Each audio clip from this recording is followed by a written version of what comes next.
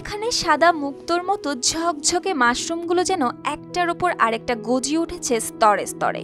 দেখতে অতি সাধারণ হলেও অবাক হবেন জেনে এর ভেতরে লুকিয়ে আছে বিপুল সম্ভাবনা।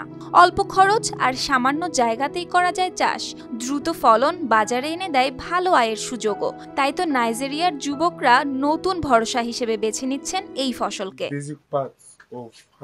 এখন তরুণরা ঘরের ভেতরে সারি সারি ব্যাগ সাজিয়ে চাষ করছে মাশরুম।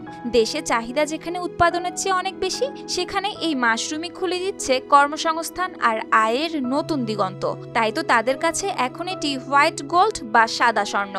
আর খামারগুলোতে গেলেই দেখা যায় ভিন্ন ব্যস্ততা। কোথাও দেখা যায় মাটি ভরা ব্যাগ সাজানো হচ্ছে, কোথাও আবার রাখা হচ্ছে ইনকিউবেশন ক্যাবিনেটে। কিছু দূরে কৃষকরা তুলছেন সেই সাদা মাশরুম, একই সাথে মেপে নিচ্ছেন ওজনও, তারপর সাজাচ্ছেন ব্যাগ বা কার্টনে।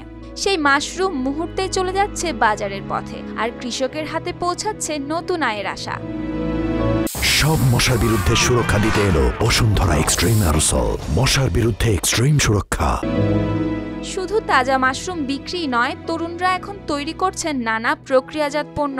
কেউ মাশরুম শুকানোর কাজ করছে, কেউ বানাচ্ছে মাশরুম পাউডার, আবার কেউ মিশ্রণ তৈরি করছে স্যুপ বা রান্নার জন্য। এসব পণ্য শুধু বাজারে নতুন মাত্রা যোগ করছে না, বরং তরুণদের জন্য খুলে দিচ্ছে উদ্যোক্তা হওয়ার সুযোগও। উদ্ভিদ বিজ্ঞানী আলায়া আহমেদ জানান, অন্য ফসল যেখানে সময় সাপেক্ষ, সেখানে মাশরুম ফলন দেয় খুব দ্রুত। এই বৈশিষ্ট্যই সবচেয়ে বেশি টানছে নাইজেরিয়ার যুবকদের। শুধু তাই নয়, স্বাস্থ্যগত দিক থেকেও রয়েছে মাশরুমের গুরুত্ব। এতে থাকা ভিটামিন ডি কমায় শরীরের ক্লান্তি। তাই মাশরুম এখন শুধু খাবার নয়, এটি হয়ে উঠেছে সম্ভাবনার সিঁড়ি।